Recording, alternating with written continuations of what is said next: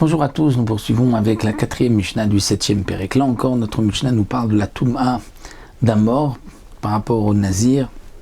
Donc ce sont les Mishnayot, si on peut dire, les plus difficiles de notre Masechet. Amar Rabbi Eliezer Mishum Rabbi Yoshua, Rabbi Eliezer nous dit au nom de Rabbi Yoshua, Kol Touma minamet, Shanazir Megaleh Achalea, toute impureté liée aux morts, pour lesquelles nous avons vu que le Nazir va interrompre sa Naziroute, se couper les cheveux, se purifier, se couper les cheveux, apporter ses corbanotes et recommencer. Lorsque c'est une telle impureté, eh bien, Chayevim aleh al biat mikdash.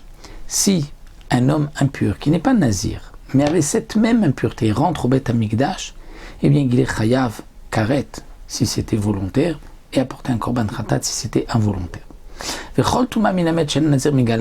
S'il y a une impureté d'un mort, où le nazir ne va pas se couper les cheveux, ne va pas interrompre sa naziroute, une fois qu'il se purifie, il continue là où il s'était arrêté, une telle touma, en chayevim aleh al biat mikdash. Si un homme a la même touma et rentre au bet mikdash, un homme qui n'est pas nazir ne sera pas chayav pour avoir été dans le bet mikdash en état d'impureté. Donc pour prendre un exemple simple, comme nous avons vu, si quelqu'un avait touché un kazaït de la chair d'un mort, ça c'est une touma pour laquelle le nazir va interrompre sa naziroute. Donc si quelqu'un touche un kazaït d'un mort, il rentre au bet mikdash en état d'impureté, il a transgressé, il est chayav karet ou un korban si c'était sans faire exprès. Si c'est une touma, le nazir ne va pas se couper les cheveux, ne va pas interrompre, c'est comme s'il n'y avait qu'un quart révi'it d'âme. Dans ce cas-là, eh bien même si quelqu'un a touché un révi'it d'âme et qu'ensuite un révi'it de sang et qu'ensuite il rentre au bet mikdash, il n'y a pas de chiyuv de biat mikdash. Amar Rabbi Meir, lo te'ezo kala min hasheretz. Rabbi Meir lui dit, cette touma-là, que le nazir ne va pas interrompre sa naziroute, n'est pas moins que s'il avait touché un reptile. Et pourtant, si quelqu'un a touché un reptile, eh bien, il rentre au bet mikdash, il est chayav karet, il devra porter un korban. Donc, dit Rabbi Meir, à plus forte raison que dans les cas que Rabbi Eliezer et Rabbi Yoshua ont rapporté juste avant, où il y a une touma d'un mort, où il doit se purifier pendant 7 jours. C'est beaucoup plus fort que la touma d'un chéretz, où l'impureté n'est que jusqu'au soir. C'est-à-dire, il va au mikvé, il est impur jusqu'au soir. Donc, si déjà pour le chéretz, il rentre au bet mikdash, il est chayav, alors bien évidemment, pour la touma d'un mort, même si c'est une touma que le nazir ne va pas interrompre sa naziroute. Amar Rabbi Akiva dit, Dan tilifne Rabbi Eliezer.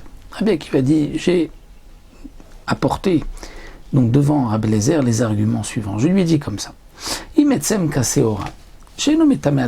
Comme nous l'avons vu dans les Mishnayot précédentes, un os kaseora, comme un grain d'orge. Si un homme se trouve sous le même toit que ce grain, cet os, il n'est pas impur.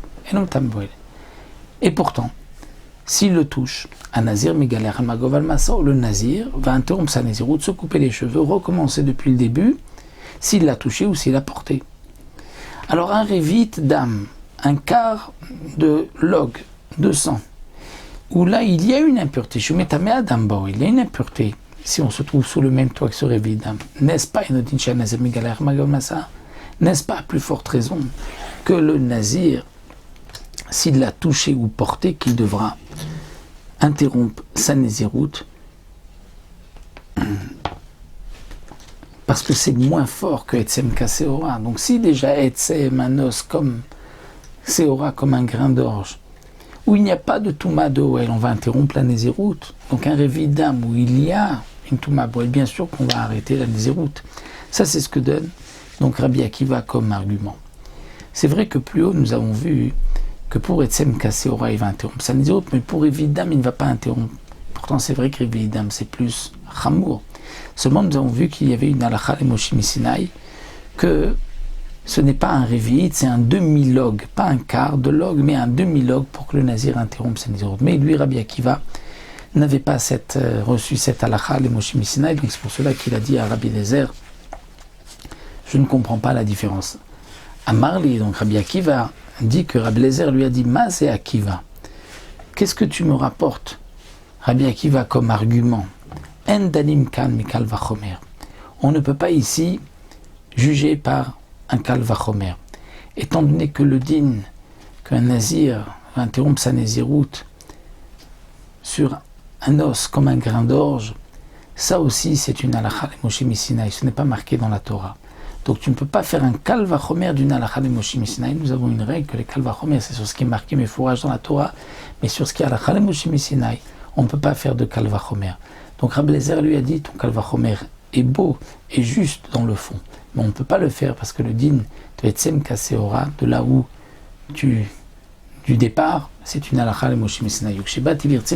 Rabbi Yoshua Marli, il a fait à Martha, et la ken amro halakha. Lorsque j'ai donc rapporté, dit Rabbi Akiva Sport devant Rabbi Yoshua, il m'a dit, il a fait à Martha, tu as fait un beau kal vachomer, tu as bien dit, mais c'est une halakha que le nazir, lui, va interrompre sa nésiroute sur un os cassé aura, et donc on ne peut pas faire de kal vachomer de la halakha.